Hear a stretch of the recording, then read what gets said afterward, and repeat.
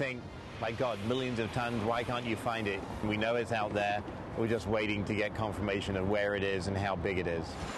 The devastation, the power of water. In the wake of Japan's earthquake and tsunami, up to 25 million tons of debris was dislodged, and some of it dragged into the ocean. Ever since the March 11th disaster in Japan, it's been the subject of intense research. What happened to all of this debris? And as we near the one-year anniversary of the earthquake and tsunami, the patterns, the clues are starting to emerge. But like a reflection on that devastating day, predicting exactly what will hit when and how hard is proving to be a big challenge. Laura Yamada reports. Nearly 20,000 dead or missing. Some 375,000 homes torn apart or destroyed. In April, we saw the devastation firsthand.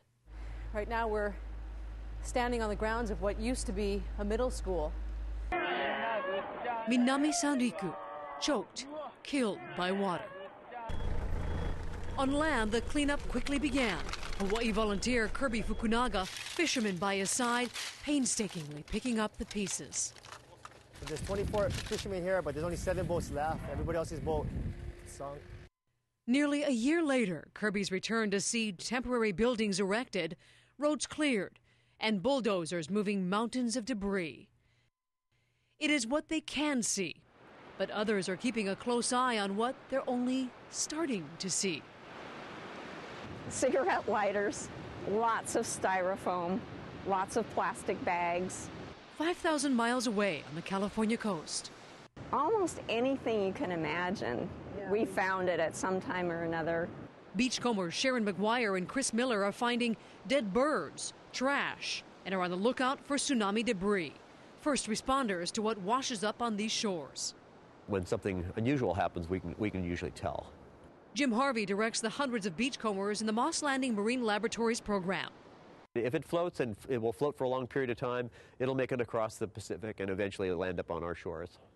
Well, this is my monument to beachcombing. Jim Anderson, an avid beachcomber in the coastal town of Forks, Washington, is bracing for more of what he says has already arrived. Some of these buoys have already come in, these big ones, because they're big, they're light, and the big white styrofoam ones there. I've gotten 2 of those and about 5 or 6 of the big white ones. The storm we had just before Thanksgiving just carried those floats right across. He believes it's going to take about another year for more than just the light stuff to finally reach shore. It's not going to come all at once, houses and all that. It's just going to be scattered debris and stuff coming on the beach. The debris field is the size of the state of California. And not only do scientists agree, they're saying the puzzle pieces of what we're going to see and why are finally starting to fit.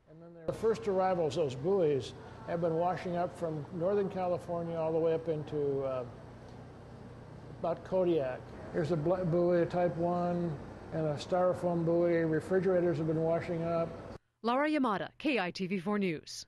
Now, this has been a complicated, ever-changing process for scientists and researchers on the West Coast and here in Hawaii. Coming up in our next half hour, how they use drifters, currents, and rubber duckies to figure out the likely path of the tsunami debris and what could change the course of that path yet again.